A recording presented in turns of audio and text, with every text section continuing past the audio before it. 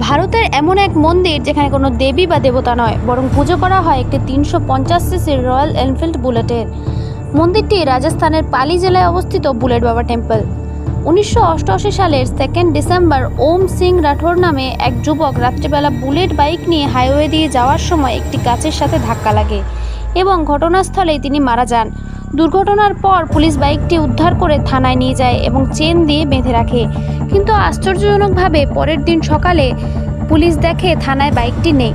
সেটি নিজে থেকেই সেই দুর্ঘটনাস্থলে ফিরে গেছে। এরকম ঘটনা দেখে পুলিশ বাইকটির সমস্ত পেট্রোল বার করে গাড়িটি সম্পূর্ণভাবে লক করে রাখে, কিন্তু প্রতিবার বাইকটি অলৌকিকভাবে দুর্ঘটনাস্থলে পৌঁছে যেত। এরপর গ্রামবাসীরা জানান ওম সিং রাঠোর স্বয়ং তাদের স্বপ্নে এসে সেই দুর্ঘটনাস্থলেই বাইকটি রাখার নির্দেশ দেন। স্থানীয়দের বিশ্বাস ওম সিংয়ের আত্মা এখনও ওই হাইওয়েতে ঘুরে বেড়ায় এবং যাত্রীদের বিভিন্ন দুর্ঘটনা থেকে রক্ষা করে। এই মন্দিরে প্রসাদের বদলে ওম সিংয়ের প্রিয় বুলেট বাইকে অ্যালকোহল উৎসর্গ করা হয়। পাশাপাশি এই রাস্তা দিয়ে যাওয়ার সময় চালকরা দুর্ঘটনা এড়াতে এবং ওম সিংয়ের আশীর্বাদ নিতে বাধ্যতামূলকভাবে হর্ন বাজান। আজও বিজ্ঞান এই রহস্যের কোনো সঠিক ব্যাখ্যা দিতে পারেনি। আপনি কি অলৌকিক মন্দিরে একবারের জন্য যেতে চান? কমেন্টে জানান। ভিডিওটি ভালো লাগলে লাইক করবেন এবং চ্যানেলটি সাবস্ক্রাইব করে পাশে থাকবেন। ধন্যবাদ।